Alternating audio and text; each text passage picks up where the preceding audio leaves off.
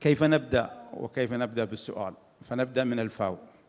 دكتور، بخبرتك الموجودة نريد أن نسمع منك، خاصة especially أنك you mentioned AI, how you use the AI, which tool you already have it could help us for the, helping the, the fisher around the ocean. The floor is yours. Probably you have some presentation or you want to do it.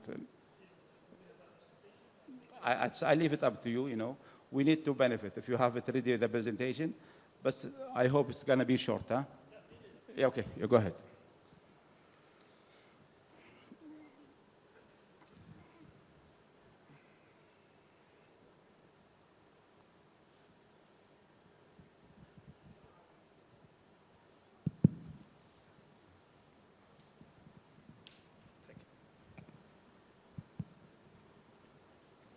Assalamu alaikum, masah al khair.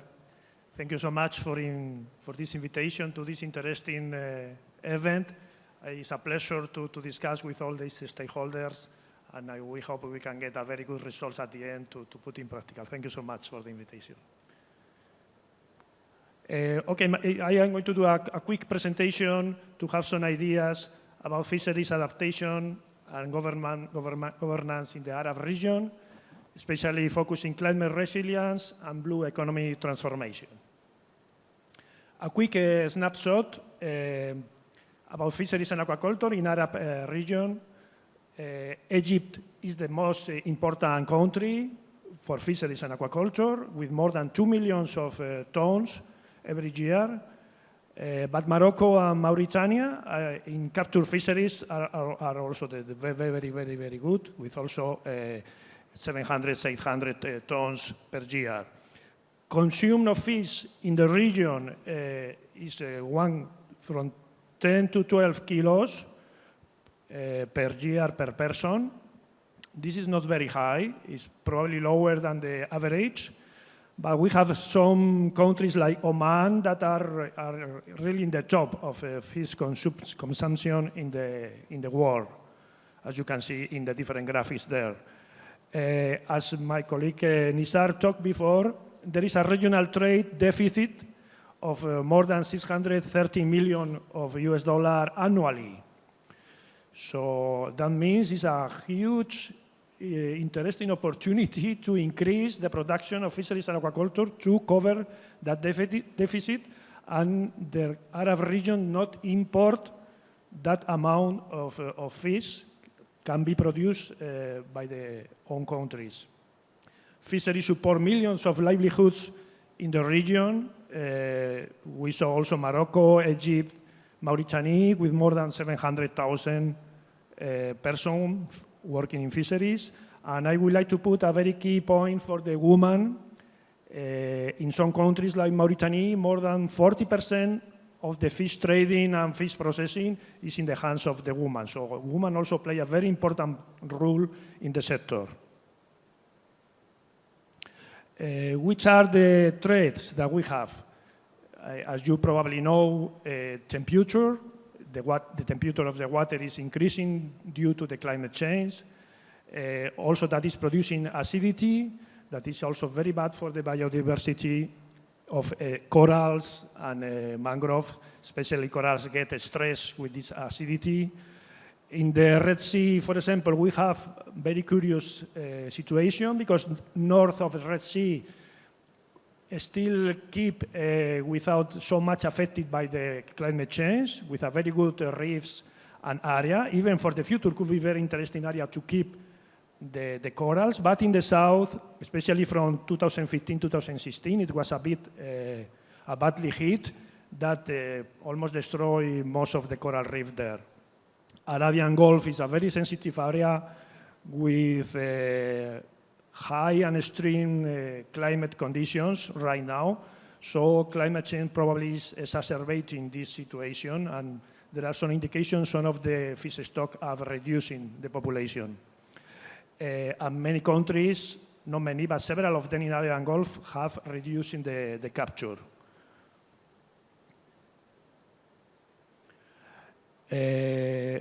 Okay, so which are the the things that are worried in the region. As it was mentioned in some of the presentation before, we need to improve the data. We don't have enough data. Our colleague from Egypt, marine biologist, was talking about that. We need much better data. We have to improve. Also, some colleagues talked before about digitalization and artificial intelligence. We need to use that tools. That tools will improve our data, will improve our knowledge of the situation, and that tools are very cheap and very easy to use. We have also IUU fishing, so illegal, unreported, unregulated fishing.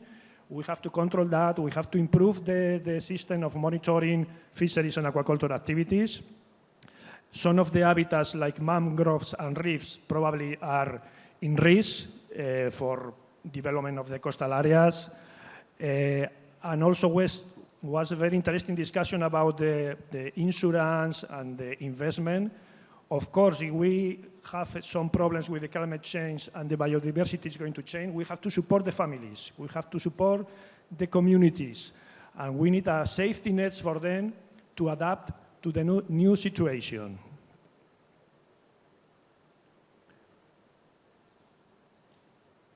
But also we have very interesting opportunities with the blue transformation.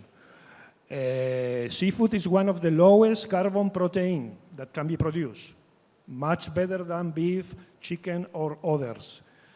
Even seaweed and shellfish are positive for carbon.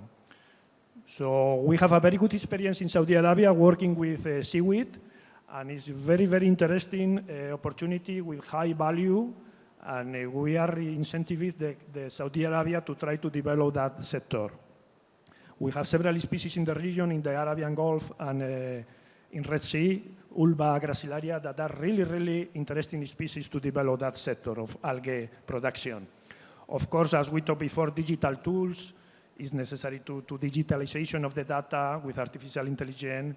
And also was mentioned here before, tourism. Ecotourism could be a very good complement to fisheries aquaculture, working together and improving the incomes of the coastal families. But to implement this, we need to work together. There are very interesting regional bodies in the area, like the GFCM, the General Commission for Fisheries of the Mediterranean, or RECOFI for Arabian Gulf. And it's a good exchange of ideas and rules and regulation between the countries to try to adapt to the new situation due to the climate change. Also, there is an international agreement of port state measure to reduce the illegal fishing. And now in Red Sea is a new initiative to create a new commission that we fully encourage that. But right now, we can start to implement some of this project. We can improve the collection of data for all the countries in fisheries and aquaculture. We can improve the system of control and monitoring and surveillance of fisheries. We can work in the restoration and conservation of reefs and mangroves.